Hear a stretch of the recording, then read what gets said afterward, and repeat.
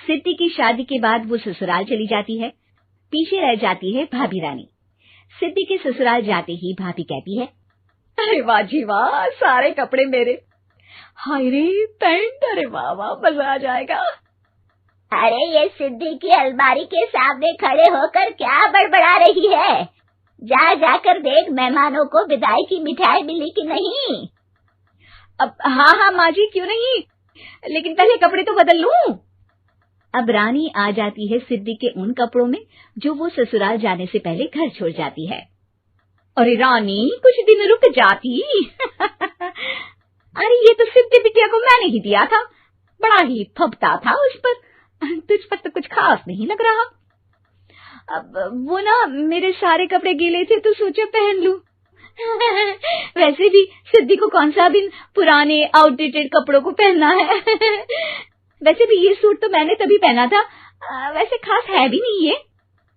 हाँ ठीक है, लेकिन ना मेरी सिद्धि पर तो जमता था। सारे मेहमान चले जाते हैं और सिद्धि ससुराल से मायके पहली बार आती है। अपना घर, अपना कमरा, अपनी अलमारी। ये बोलकर जैसे ही सिद्धि अलमारी खोलती है तो सामने उसके कपड़ों की जगह कुछ और ही रखा होता है।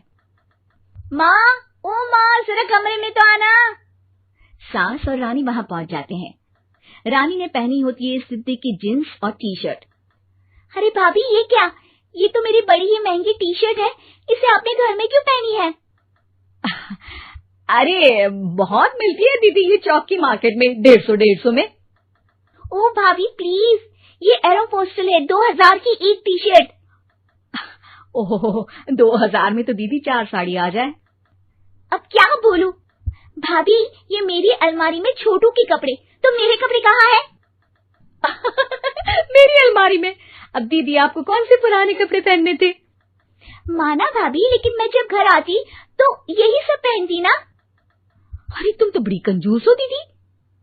खैर, वक्त आता है जब सिद्धि ससुराल के लिए रवाना हो रही होती है।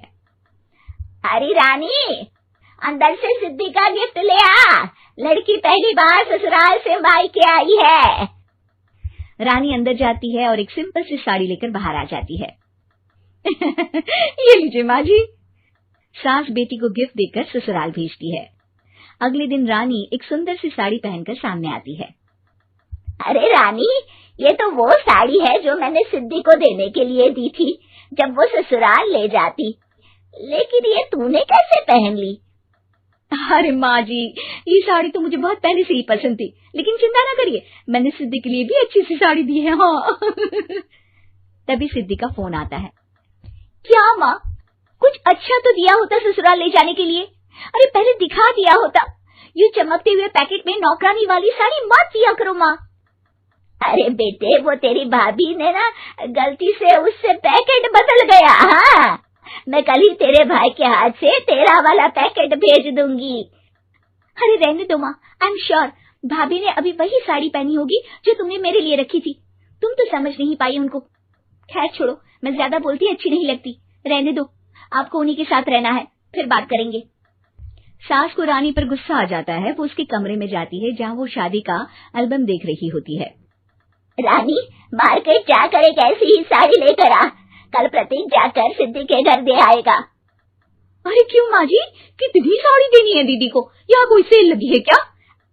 अरे चुप कर, मेरे बेटी के हिस्से की साड़ी खुद पहन ली, अब ज्यादा ज्ञान बांट रही है। एक दिन सिद्धि का फोन आता है। माँ, मेरी सास ने आप सबको खाने पर बुलाया है। सारे लोग सिद्धि के ससुराल पहुंचते हैं। खाना खाकर वो लोग निकल रहे होते हैं कि सिद्धि की सास सभी को गिफ्ट देती है। अरे बहन जी, बेटी के घर का खाना खा लिया, यही बहुत है जो आप ऊपर से गिफ्ट भी दे रही है। अरे बहन जी, आप भी कहाँ इन बातों पर विश्वास कर रही हैं। सास सभी को गिफ्ट देती है, लेकिन रानी को जो साड़ी देती है वो अजीब सी हरे रंग की, लाल रंग की बड़ी छाप वाली होती है। अरे छी, ये कौन पहनेगा? सासू माँ को तो जरी वाली इतनी सुंदर, और मेरे लिए ये नौकरानी वाली। अरे भाभी, दरअसल मैं जब भी घर आती थी आप वापसी में ऐसी ही साड़ी देती थी ना, तो माँ ने सोचा कि आपको आपकी पसंद की ही साड़ी क्यों ना दी जाए। बेचारी रानी, बोलती भी तो क्या। सिद्धि और सास रानी का चेहरा देखकर हंसने लगती है, तो रानी समझ जाती है कि अपने ही बिछाए जाल में वो फंस चुकी है।